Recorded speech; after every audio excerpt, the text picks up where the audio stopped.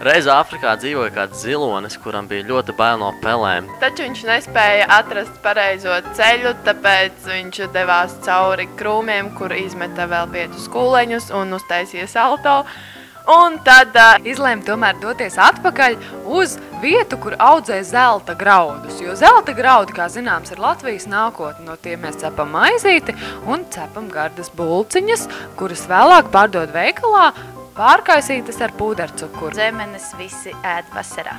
Slapjā maize ir vairāk cieņā nekā sausā maize. Vismaz man tā ir stāstījis Renārs. Lai arī ko stāstīt Renārs, bet Renārs zina, ko viņš stāsta. Viņš stāstīja pilnīgi patiesību.